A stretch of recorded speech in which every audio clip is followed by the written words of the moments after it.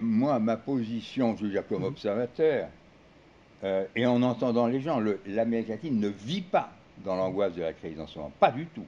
Pas du tout. Et donc, on a en ce moment envie de dire, oui, l'Amérique latine n'échappera pas à la crise, mais ayant des rapports économiques, Mexique à part, avec, moins forts avec l'Amérique du Nord, on pense en ce moment que l'Amérique latine, à cause de son sous-développement relatif, sera moins touchée que les pays vraiment industriels par la crise et donc pourront se redresser peut-être un peu plus vite.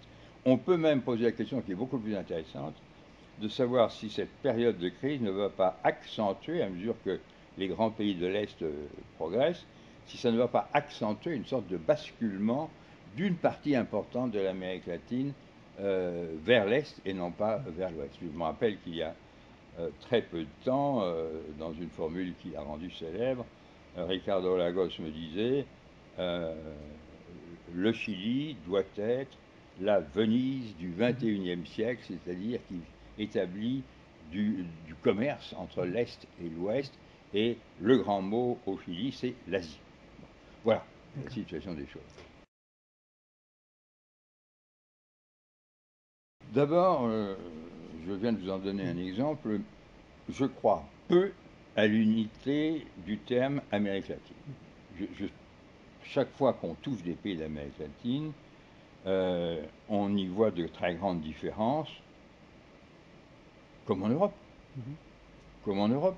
Alors en Europe, on a établi certaines règles de fonctionnement, mais l'expérience de cette crise actuelle montre que l'Europe a pesé très peu, alors que l'Allemagne, l'Angleterre et la France continuent à peser pas assez, mais quand même plus que l'Europe. Donc je pense que la diversité que je viens d'indiquer est quelque chose qui va s'accentuer et rendre les considérations sur l'Amérique latine de plus en plus difficiles. Déjà aujourd'hui, il faut dire le Brésil, les autres pays, et puis on regarde là-dedans le Mexique, le Chili, etc. Donc moi, je ne crois pas à une catastrophe. Je crois que ces pays-là vont probablement euh, s'en tirer moins mal, ou peut-être plus vite.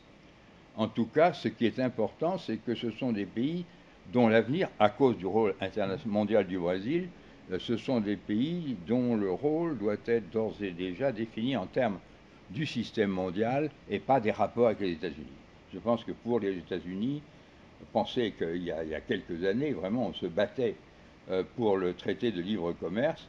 Et maintenant, je pense que les États-Unis ne sont pas très en mesure d'imposer quoi que ce soit, alors que les besoins des Chinois, peut-être demain de l'Inde, je n'en sais rien, parce que tout ça est très, très difficile à voir, mais aussi demain à nouveau du Japon et demain la Corée. Tout ça veut dire que ces pays, me semble, entrer dans une période nouvelle que la période de si vous voulez, de la cour de derrière, le backyard du président Monroe, c'est quelque chose qui est définitivement passé derrière nous.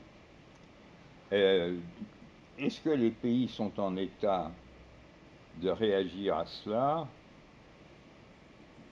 La question, je dirais, se pose à peine, puisque évidemment, agir, la crise, une politique, c'est la même chose. Enfin, aujourd'hui, est-ce que des pays sont en état de lutter de tous leurs moyens contre la crise? Je dirais, dans l'ensemble, oui. Je veux dire, l'Amérique latine, les grands pays d'Amérique latine, c'est quand même plus avancé que les pays de la seconde génération d'Europe orientale. Vous voyez, je veux dire, le Brésil, l'Argentine, le Chili, le Mexique, ce sont des pays qui peuvent s'asseoir à la table de l'OCDE sans être insuffisants sur quelque point que ce soit. Il y a de bons économistes, de bons techniciens, etc. Donc, je dirais, en laissant de côté ces pays un peu andins, surtout d'Amérique centrale, les grands pays, les relativement grands pays d'Amérique latine, ont parfaitement la capacité d'agir. Ce ne sont pas des pays à volo.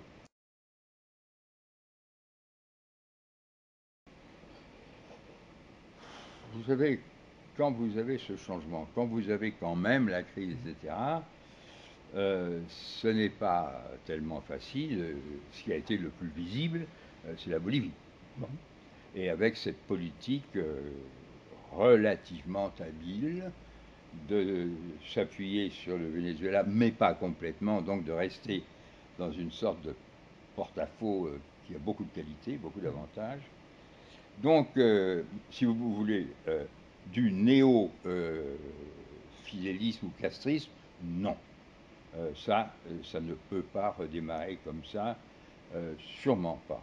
Quels sont les rôles possibles de Chavez au Venezuela? Moi, je vous répondrai que la chose principale, euh, l'évolution du Venezuela, c'est avant tout la militarisation de la société. Il y a dans la deuxième présidence, il y a certains éléments de redistribution sociale qui ne sont pas négligeables.